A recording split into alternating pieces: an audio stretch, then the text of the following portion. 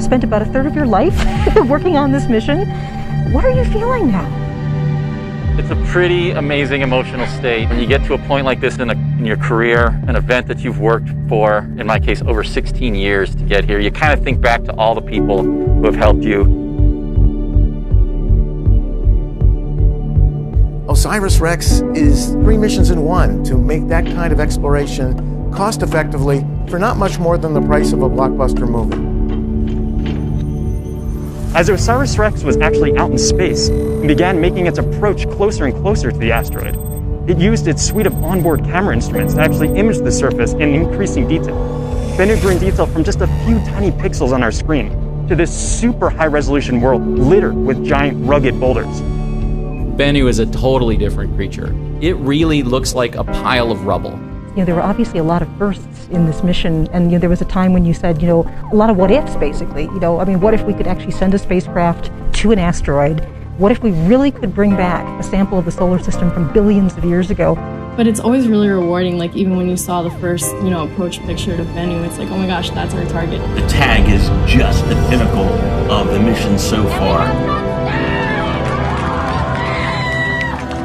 Getting the sample back to Earth is obviously going to be the great event of the entire mission. 3, 2, 1.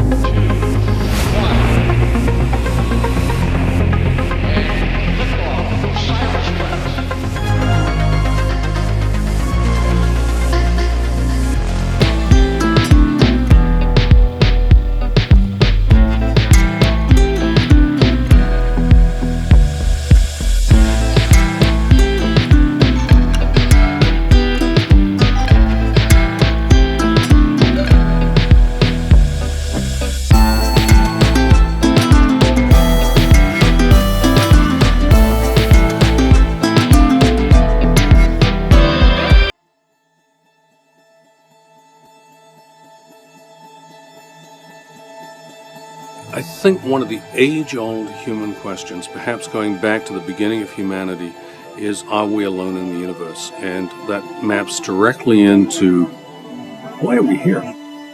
We want to understand the origin of the Earth, the origin of the Moon, the other terrestrial planets, but the earliest histories of those bodies is wiped out. We had the late heavy bombardment 500 million years after solar system evolution, and that's what dominates the surface of the Moon. The Earth is a very active geologic body. You've got volcanoes, you've got earthquakes, you've got the hydrologic cycle. It's reworked the surface many, many times, and we worked very hard even to go back 3 billion years to understand what happened in that period of our planet's history.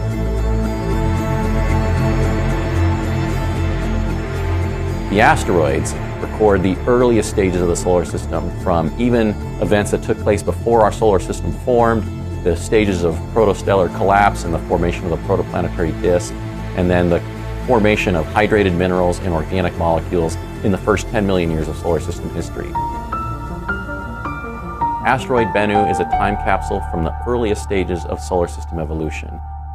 Our main goal is to collect a sample of an asteroid and return it to Earth. But why was Bennu chosen as the target destination asteroid for OSIRIS-REx? Well, the science team took into account 3 criteria when making that selection. We need an asteroid that we can easily travel to, retrieve a sample from, and return to Earth all within a few years' time. And then we needed to think about the fact that we're a solar-powered spacecraft. We couldn't get too far out into the solar system. We couldn't get too close to the sun, so that constrained the size of the orbit. So with all of those constraints, we got down to a few dozen asteroids, and then we looked at spacecraft safety. We needed something that was kind of large and not spinning very rapidly so that we could do our proximity operations and get the spacecraft down to the surface and get that sample. When an asteroid is smaller than those 200 meters in terms of diameter, it actually spins rather quickly. And it can rotate rapidly enough to where even some material could potentially be ejected off the surface. We want this to be a safe, smooth, slow high five of that surface. Our third criteria was composition. Thanks to telescopic observations in the visible and the infrared, as well as in radar, Bennu currently is the best understood asteroid not yet visited by a spacecraft. So we want to go to a carbonaceous asteroid that's recorded over 4.5 billion years of solar system history. And then finally, after all of that, we had about 5 asteroids left. We wanted to go to the one with the highest scientific value. So after all of those constraints were on the table and we looked at the millions of asteroids that are in the solar system, Bennu rose to the top as the optimum target for OSIRIS-REx. What makes Bennu so special? Why is it named Bennu? Who got to name it?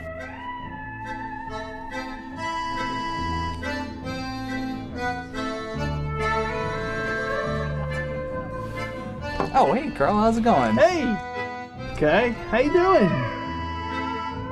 And after we selected it as a target of our mission, we worked to run an international naming contest. We received over 8,000 entries. Many of them were awesome asteroid names. I couldn't believe there weren't asteroids already named some of the submissions that we got. We chose Bennu because it ties into the Osiris. It's an Egyptian heron that's related to our theme on the mission. And the winner was Michael Puzio from North Carolina, and he said that the spacecraft looked like a heron in flight when it went to go down and capture the sample. So we thought that was a really excellent connection between our engineering, our science, and our themes, and that was why it was the winner of the contest.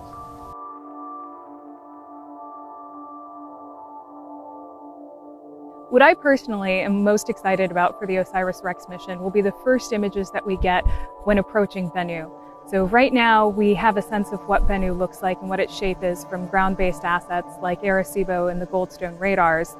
But we won't know what the shape is completely, we won't have a perfect sense of it until we actually encounter Bennu and get images that reveal what it looks like as a world. This is a space rock that is primitive, that dates back to over 4.5 billion years ago, and it's carbon rich, so we know there's potential for organic molecules to be there within that material we bring back. So it's important because it helps us understand really the formation of our solar system. That's kind of a big deal. Yeah.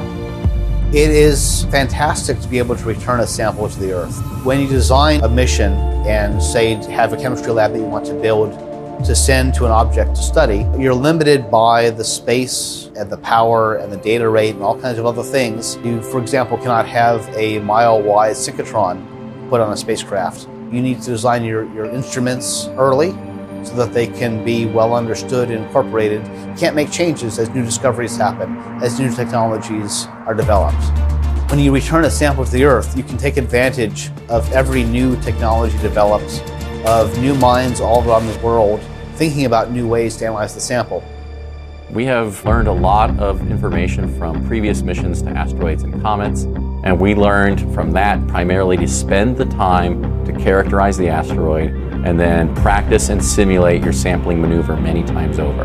We have a unique design where we put this TAGSAM device onto the surface of the asteroid, and then we blow down high-pressure nitrogen gas, kind of agitate the soil, and then basically scoop it up in a giant air filter. That whole process takes 5 seconds, so it's kind of get in, get the sample, and get out of there. This actually started as a contest where we wanted to know what is the best way to actually bring back a sample, and it turns out that somebody used a solo cup and an air compressor in their driveway, and that's what actually started the TAGSAM technology. It's a reverse vacuum. Our design is to bounce off the surface of the asteroid. In fact, we've got a spring in the forearm of our TAGSAM device, which is acting literally like a pogo stick to push us off the surface of the asteroid after we make that initial contact. So from everything that I've seen, trying to bounce off the surface of the asteroid is the easiest way to get that material.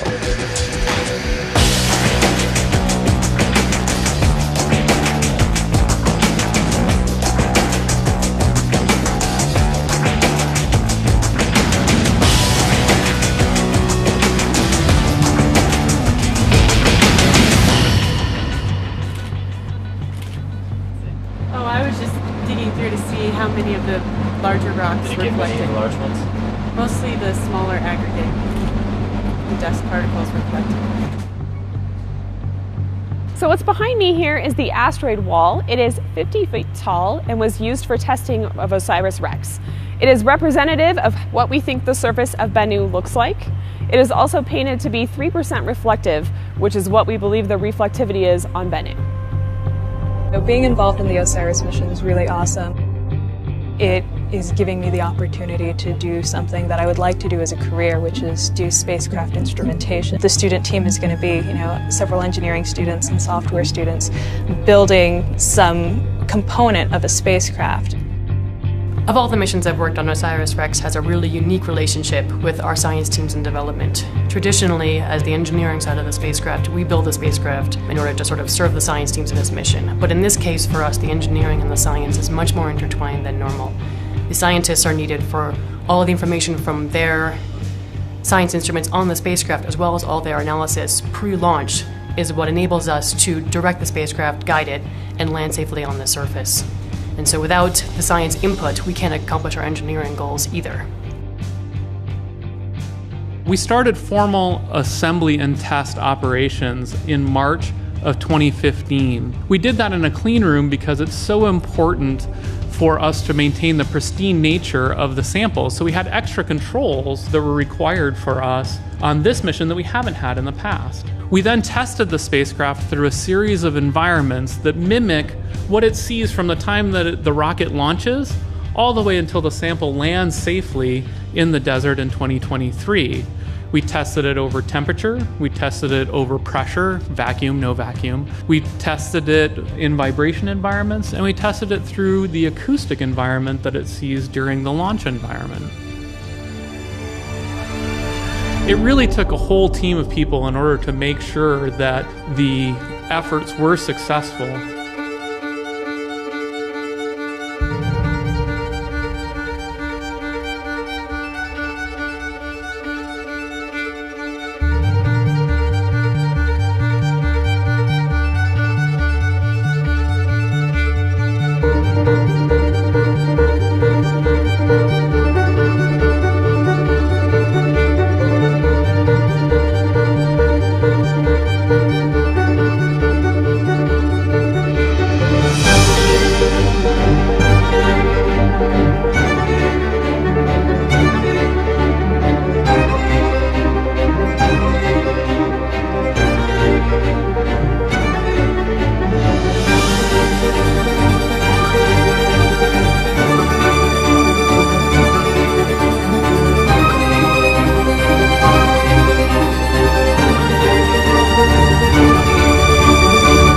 The most exciting thing is the people. We have one of the most fantastic teams around. Everybody from the folks who actually built our spacecraft to doing all of the ATLO, the testing that we've been doing in preparation from launch, the launch vehicle crew and everybody down here at Kennedy Space Center who's been prepping us for launch, to our communications team. Everyone around us is fantastic. This is one of the best science teams out there. I'm super honored and privileged to be a part. If you want to talk about terms of the actual mission itself, getting that sample back to Earth is the most exciting part, because we will have something that preserves material from over 4.5 billion years ago. Who doesn't want that?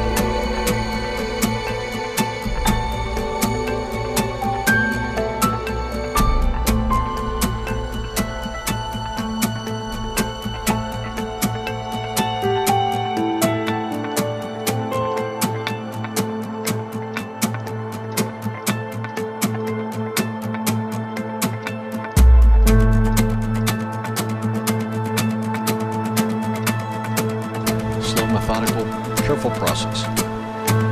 It kind of describes space business in general. And Now we have a built vehicle. We have a vehicle, and it's ready to go. And now they finished the processing on it. We'll be ready to launch today. Excellent.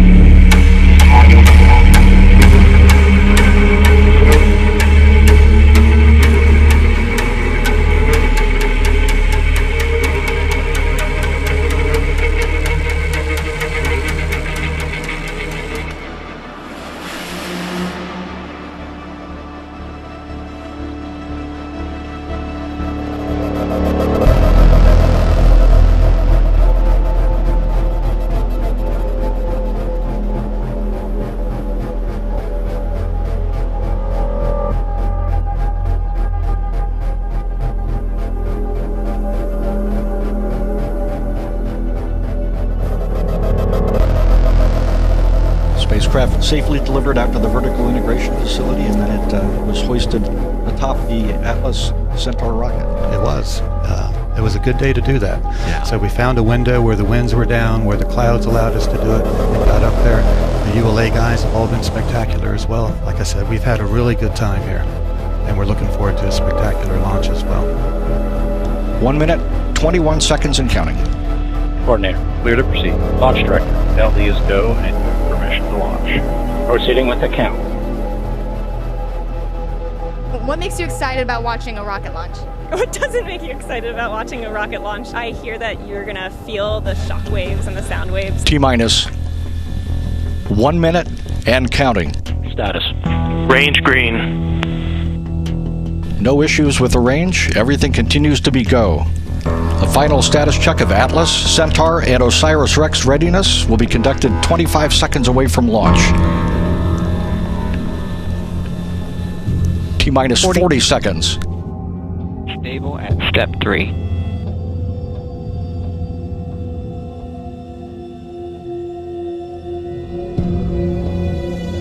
$28. $25. Status check. Go Atlas. Go Centaur. Go OSIRIS-REx. Everyone is go. Standing by for launch.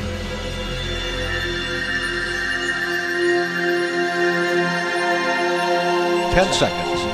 9, 8, 7, 6, 5, 4, 3, 2, 1. And liftoff of OSIRIS-REx, its 7-year mission to boldly go to the asteroid Bennu and back. Firing look good. Starting pump speeds and injector pressures are within family. Mean chamber pressures have plateaued, begun to ramp off. Heard the voice of Marty Malinowski. The Atlas has begun a pitch and yaw pretty sure to its point and control right on 5 degrees inclination from the equator. Mean chamber pressure is almost plateaued at this point. Marty 180, injector pressures look good. 45 seconds into flight. Program is complete. Boosters throttled down. And the Atlas rocket carrying OSIRIS-REx has gone supersonic. Standing by to pass through max Q, maximum aerodynamic pressure. Max Q, vehicle migrates continue to look good. This is the point when the mechanical stress on the rocket reaches its peak because of the rocket's velocity and resistance created by the Earth's atmosphere.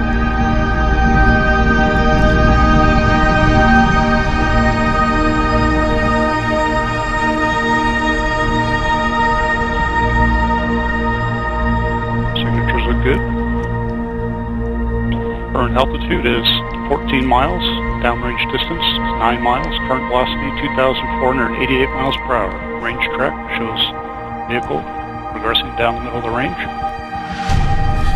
And you see the solid rocket booster jettison. Separation looks good.